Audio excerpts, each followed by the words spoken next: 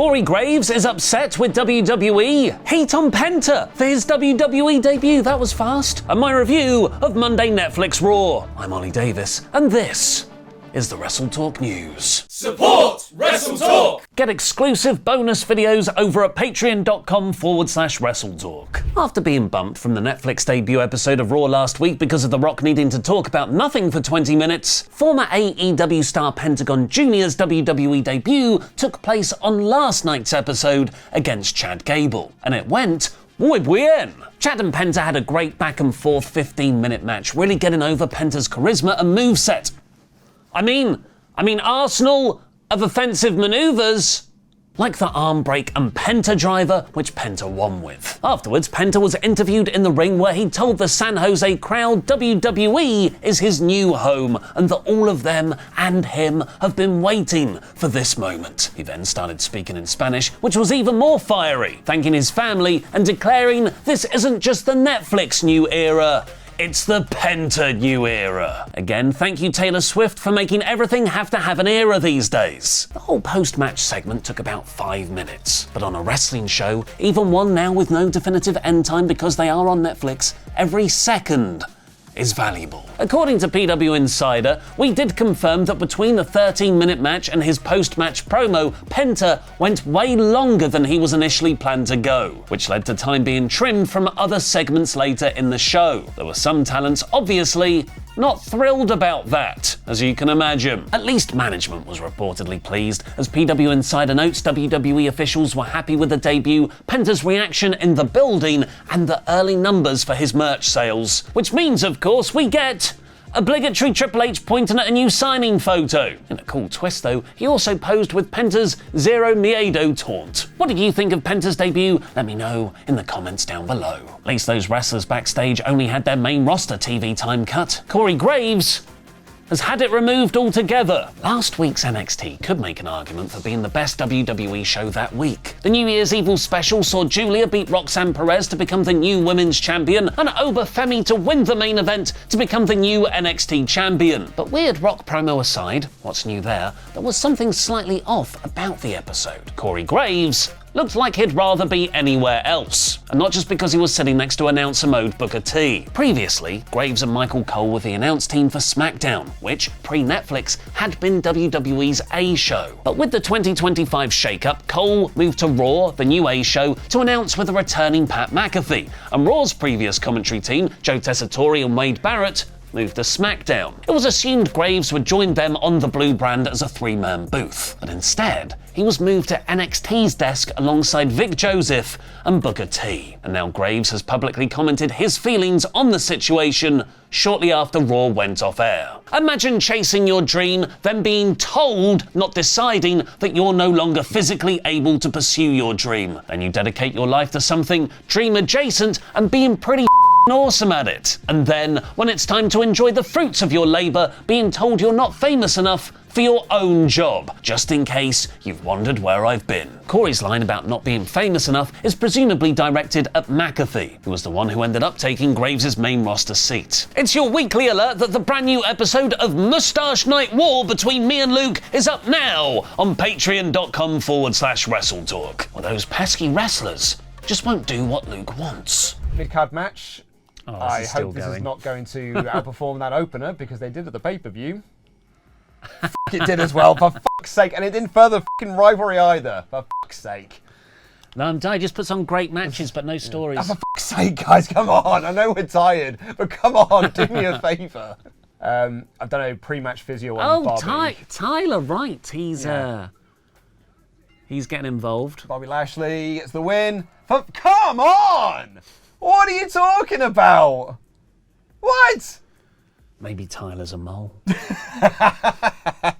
Now it's time for my review of Monday Night Raw in about 5 minutes. But maybe it's going to be 4.5 minutes, or 5 minutes 52 seconds. There's no scheduled end time now. We can do whatever we want. CM Punk opened the show in San Jose, Canada, by first acknowledging all the firefighters endangering their lives around the world right now. Then he went into pro wrestling mode. Now he's beaten Seth Rollins, which is definitely the last time you'll hear from that guy then. It's time he concentrated on his dream. Some always said they couldn't see those dreams, where Punk did John Cena's taunt, saying he can see his dream and he can see John Cena. So he's declaring for the Royal Rumble match too. And then, of course, Seth's music hit. While he was dressed for a Las Vegas magician's funeral, Rollins was thankfully in serious promo mode, where he said this fantastic line: "I would rather be the worst version of myself than be any version of you," which likely sets up the reasoning for Seth's heel turn over the next few months. He couldn't beat Punk last week, so he'll ruin his dreams by eliminating him from the Rumble instead. But then, shwing! Drew McIntyre's music hit. While he started off seeming like he was trashing his arch-nemesis Punk, he revealed he was actually talking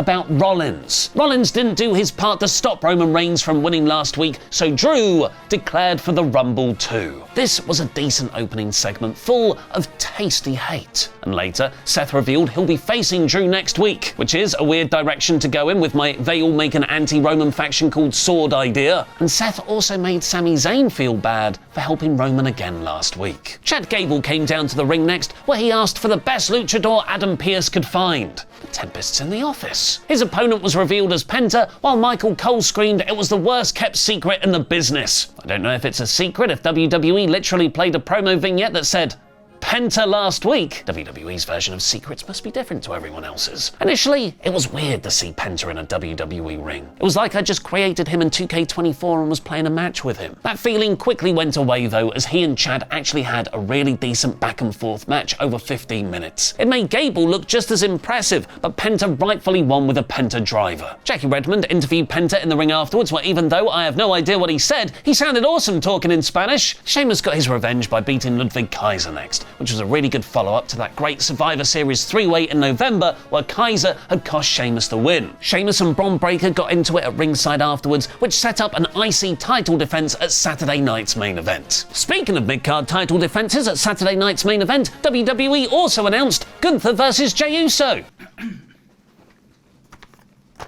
Oh, wait, no, apparently the World Heavyweight Championship is a main event belt.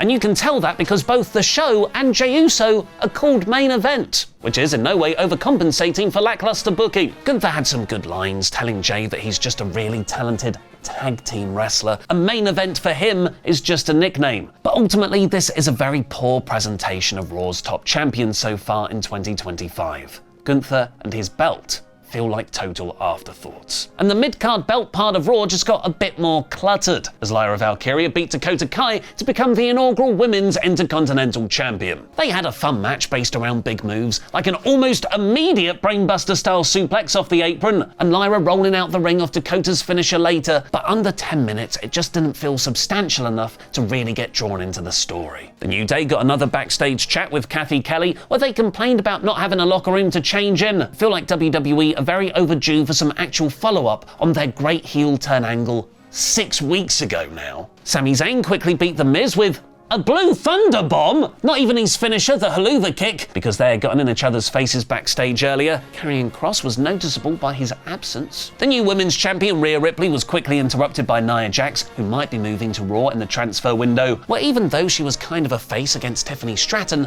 Nia was fully a heel here, trashing San Jose and calling out hometown girl Bayley, who was in the crowd. Jax declared herself for the Rumble, and Rhea and Bayley sent her packing. The main event was Damian Priest finally beating Finn Balor. Somehow these two have only had 2 singles matches in their feud, and I could have sworn it was no fewer than 177. At least this was a really fun way to hopefully end their rivalry. The street fight stipulation was chaos from the start, with an awesome broken arrow off the Stanz's entrance, and then Priest running Balor down the entrance ramp on a stretcher. JD and Carlito interfered, but they got chased off by the Viking Raiders. Priest hit a razor's edge through the table outside and then a South of Heaven in it to win. Finn will have to deal with Liv Morgan now, as their tension was building backstage earlier in the show. At a weird 2.5 hours long, this week's Raw is 75%. Now go watch the 10 worst Royal Rumble winners ever. Here's a clip. I'm a Luger defender, so we're gonna have some chats about this. Interesting. Yes. You're that one guy who Yes. always comments, and I'm like, I just think Lex Luger was all that good. It's No. like, No. He was big. He had that one big reaction in WCW that one time when he won the belt. No, he had great runs in WCW. WWE is not a great. There's no great place if you want to see great Lex Luger wrestling. His pre-WWE run and his post-WWE run, they were great. His tag team with Lex Luger when he was... is Lex Luger. He is Lex Luger's hat. The tag team, yeah, where Lex Luger, teams with Sting. Lex Luger, teams with Sting. And they're meant to be the babyface tag team. Sullivan's dead. Someone resuscitate him. Please. I got beads of sweat.